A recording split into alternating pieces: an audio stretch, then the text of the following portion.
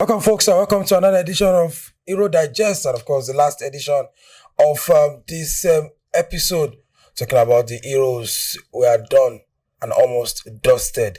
Of course, men have been separated from the boys, men, of course, separated from the bigger men, and we have the biggest boys in the final. The two best team in Europe, talking about Spain and England. On the other side as well, in Copa America, right there, we have Argentina and Colombia. Will Argentina win another title under Messi, or of course James Rodriguez, who of course is the best player when it comes to playing for their national team, can actually do that? Stop Messi. They're unbeaten in 26 games. So let's see how that one pans out. I have Michael Black in the studio with me. We're dissecting everything that will go down on Sunday. But let's start from the biggest one, talking about the Euros final. Spain versus England. Before we go into the talking point, let me just ask Michael, were you surprised to have these two teams all the way from the group stage down to the final? I wouldn't say I'm surprised. Yes, I am surprised Spain has made it to the final, but I think after two games, we all saw the potential in this Spanish team and how they play, how they set up. They are exciting, they are getting results. And when you look at the groupings, the knockout stage groupings, you feel, okay, now this is where the boys will be separated from the men. And they disappointed me because I didn't see them making it to the final. I didn't see them going past the likes of Germany and France. And they did that and they are in the final. England, on the other hand, have I been impressed with how they played? No. But when I saw the knockout groupings and I looked at the lots they will be playing against, I feel like this is the chance for England to get to the final. And they've done the job behind the finals. And we all know how the final is, regardless of the momentum we've built all through the knockout stages to the group stages. This is a 90-minute match. Whoever turns up on the day wins the game and wins the tournament. And of course, whoever turns up, wins the game. But let's, talk about, the major talking points. And of course, we'll be talking about the best things in the Euros, from the group stage down to the final. Some players have done well. Goalkeepers, we have seen a lot of good goals. But before we, talk about that, let's talk about the flop of, the Euros. Not about players now, but a team. What team actually disappointed? You feel like, this team, if they enter this Euros, so now semi-final they go in. Which team was disappointing for you? Well, undoubtedly to be France, because from the beginning of the tournament, I've been backing them to get to the finals and probably win it. On paper, you see they have every position, they have more like two players. And when I say two players, I mean two quality players for every position. But as a team, they are nowhere to be found. I don't know what has happened, but their entire forward line, except for Mbappe, even Mbappe flopped this competition, but the entirety of the forward line just they looked lackluster for the entirety of the tournament. Defensively, they were good. Their midfield was compact as well. But you see that offensive side of things. They could barely score a goal from open play. I think they scored just one goal from open play for the entire tournament. And that speaks much from the front three or front four, regardless of how they try to set up in different ways against several teams. So I feel, as far as I'm concerned, they are the flop of the season. They should have gone out from the group stage itself. So that flop, you go easy, write it in capital letters. But unfortunately, you're not the head of French Football Association, because they already want to extend his contract, or maybe leave him till the end of the World Cup. Okay, so you're talking about Deschamps now. Yes. No. I don't have anything against the Deschamps, no. But, sometimes you hit, sometimes you miss. But there are some things, there's a level that you get to that even when you miss, it still has, a minimum stage. They got to the knockout phases, they got to the semi-finals, they got to the quarterfinals. Well, you can still pat them in the back. But when you look at the players they have in that squad, they should be doing better. So maybe they are a victim of their own success, and because we expect so much from them, we feel okay, getting out of the quarterfinal is not such a big deal for France. Yeah, they tried. They've been average, but they should have done better. So I have no. Of course, these champs can stay, but I think this might be a wake up call for them against the World Cup. they might come out of the World Cup all guns blazing. We never can tell. This is the French national team, you know. And then, moving ahead and still, stay with the final, talking about the best players now, before I ask you your best player, let's just do like the best team combined in this final. Spain and England. Let's start from the goalkeeper. Who do you pick? Pickford or Simon Unai? I play Unai Simon. In the of course back. I'm using a former defense now. No, let's do 4-4-3. 4-3-3. 4-3-3, okay. Yeah, in the back, what do you pick from right the back? Kyle Walker. Kyle Walker straight up. Straight up. Not cover. No. In the middle of the park, who are you picking? Central back. Centre back, Gueye has been magnificent this tournament. So I think I'll go with Gueye. And Laporte or Diaz? Maybe Diaz. Laporte has been magnificent as well. I could have partnered Laporte and Diaz, but Gueye has been very solid and very good for England this tournament. Regardless of how bad England have been and how much we've criticized them, Gueye has been one player who he has been below the radar a little bit, but he has really played his heart out for England. Hardly made any mistake. I think maybe made one mistake. Hardly made any mistake overall. So I think Gueye are partnered with Diaz. So you stones away. Bye. So it's going to your left back. So the left back, the left back is where the issue is because Cucurella having a sensational kind of season. But the thing is, okay, well, for this tournament, Cucurella, he has really tried. It will be Cucurella against Trippier. My knowledge of Trippier hasn't really been good. Although he's playing out of position, he hasn't really been good. So we have no choice. We have to go with Cucurella. If Shaw has been starting, I'll bench Cucurella for sure because the knowledge of Cucurella that I have defensively is still there. So everything is doing here. Spain has been really good and Cucurella has really tried. The way they've tried to manage him in a way where he has not been exposed. We all know defensively as a wing back, yes, but as a full back, they can be caught sleeping sometimes. But this tournament, Cucurella left back here. Your DM, Rodri versus Rice. We'll probably use it because when you see Rice probably has been the reason England hasn't been really exposed. Take him out of that team, England will get really exposed. And Rodri has been doing his bit for Spain and they've been winning. So it's difficult. I'd rather use two DMs.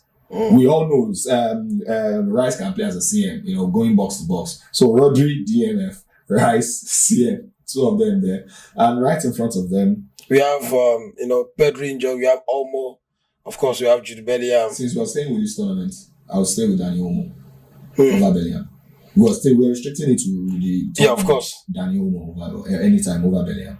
So going forward, let's leave the wing backs first, but in the middle of the back, Morata or Kane? Two of them are absolute rubbish. But when you say Morata or Kane, or you want to bring Watkins? No, he scored just one goal. He hasn't really had any good game time.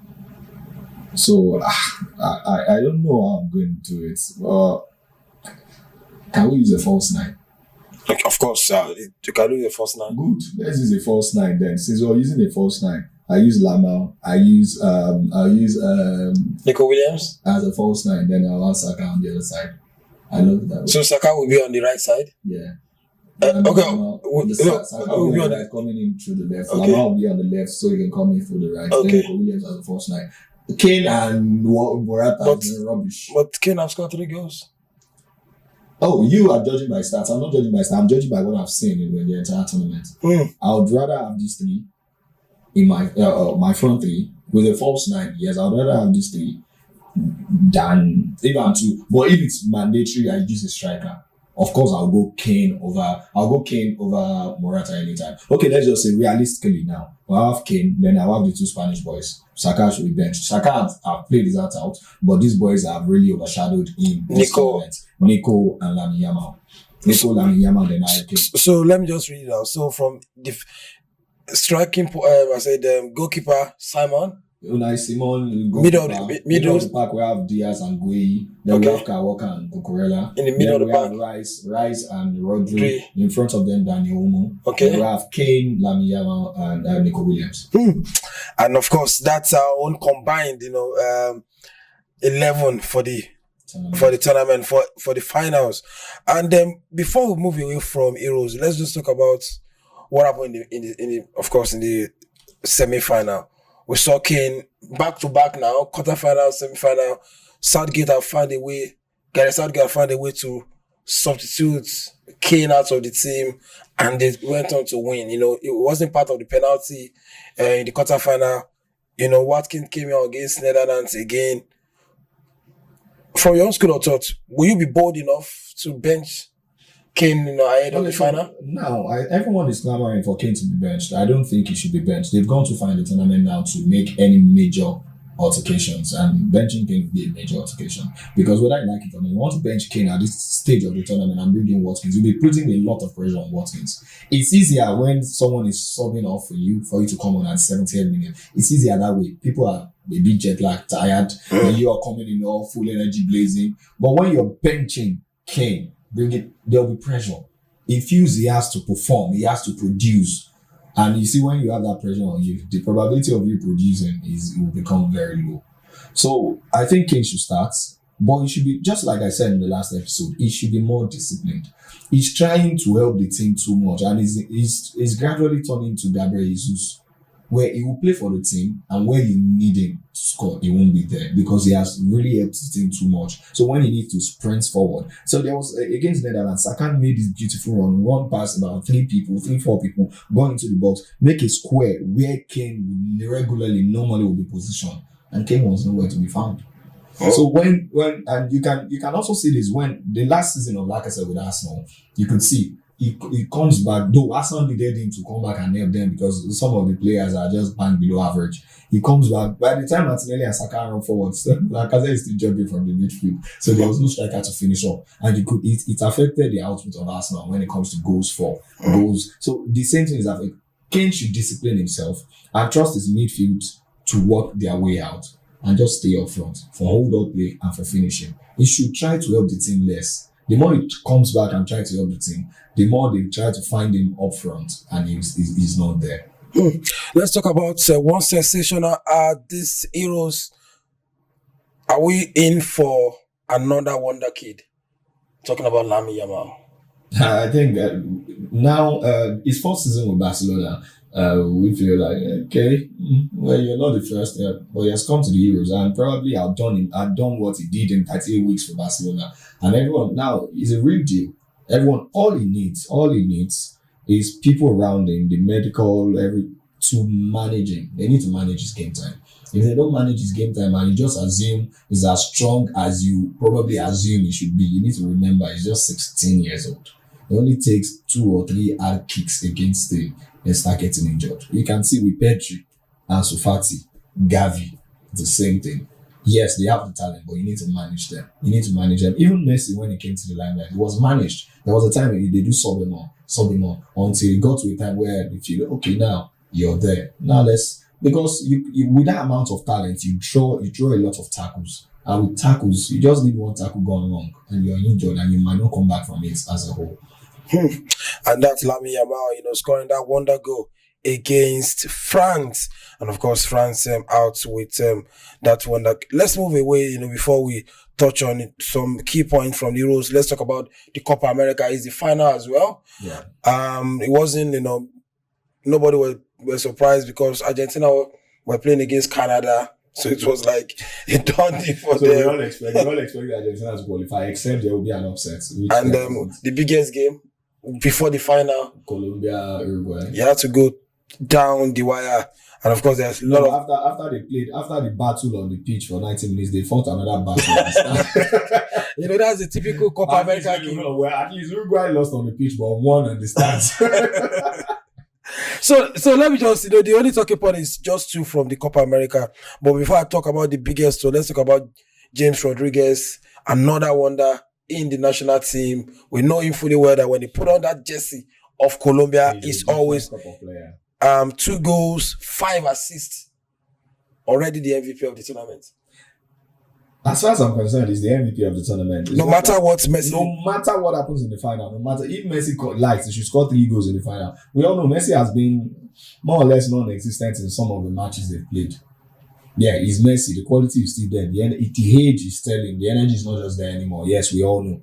But sometimes there was a time he was a kid and was coming and was winning everything. So he needs to just accept the fact. James Rodriguez, regardless of what, even if Argentina like didn't beat Uruguay Colombia 7-0 on the finals, James Rodriguez has been the MVP of the tournament thus far, and he should be crowned the MVP of the tournament. You can't use one match to now disregard someone's efforts all through the tournament. Just a match? Nah.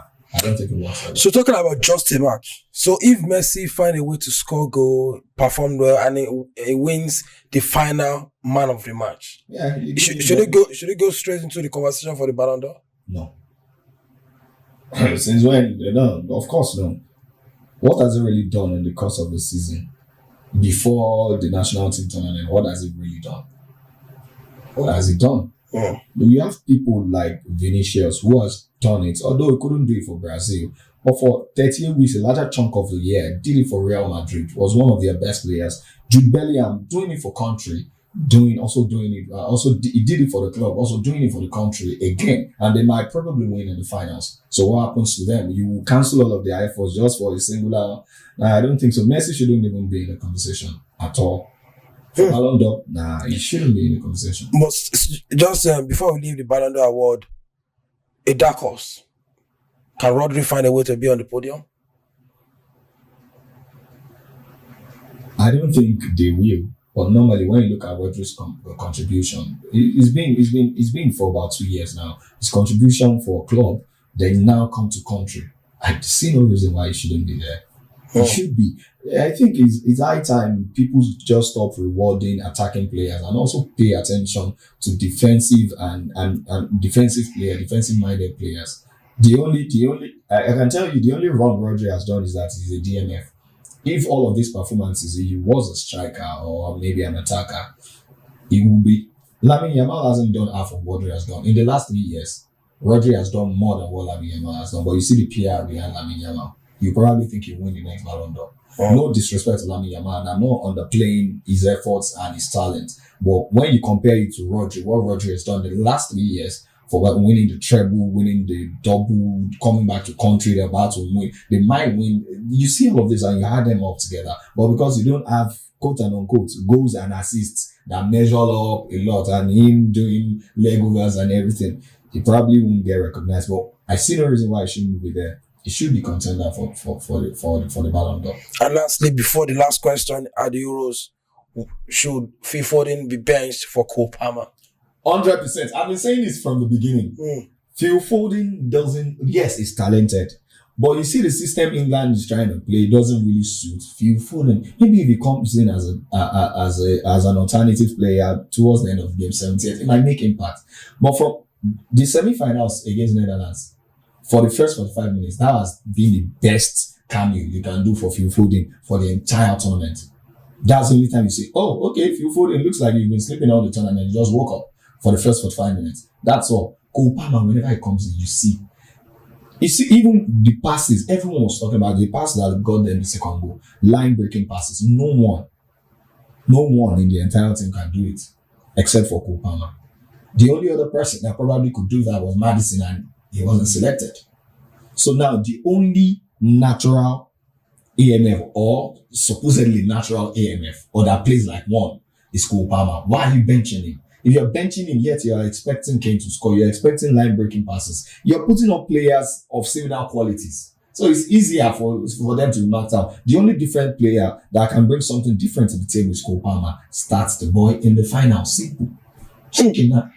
Starts Cole Palmer. And it's not because he wants to start Cole Palmer and go and put Foden in the wings. Bench Foden. Use 2 natural white players. Use Harry Kane and start Cole Palmer.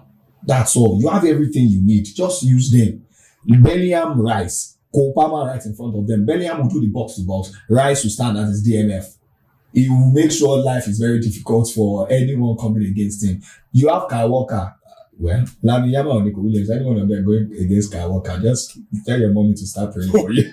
Because Kyle Walker is not playing as if he's getting old. Maybe this might be the match Luke Shaw gets to start. But regardless, anyone playing on that part, I hope it's not Trippier. If it's Trippier, will get cooked. To get cooked because any of those boys playing there. Have you noticed what I brought your attention to it. Whenever it gets to a certain point in the match, maybe around 50, 60, both of them now double up on a wing. They double up on a flank intentionally. I don't know why they do that, but that coach is as if he's having fun with teams. They double up on the flank. Yamal now plays more like a winger, then he tilts towards this place. Whoever you are that you are marking themselves is another problem. So all of these things, I will expect England to be prepared for it whenever they will try to double up. Because I'm sure whenever they have a problem, you have a problem against Kyle Walker, they will vacate that position and come and double up on the other position. So all of these things, I will expect Gareth to have an answer for everything. And lastly, before we go, let's talk about our prediction for the Euros and of course for the Copa America final. Let's start from the Copa America. Colombia against Argentina. This might just be Colombia's year. I was hoping, not hoping, I suggested that they would get defeated by Uruguay because Uruguay too had been very, very good in this tournament, but they found a way to maneuver against them. Argentina hasn't really been convincing for me. They haven't really been convincing. But let's see what happens. But me, I'm going to go Colombia to win 2-1. The Euro final, Spain, England.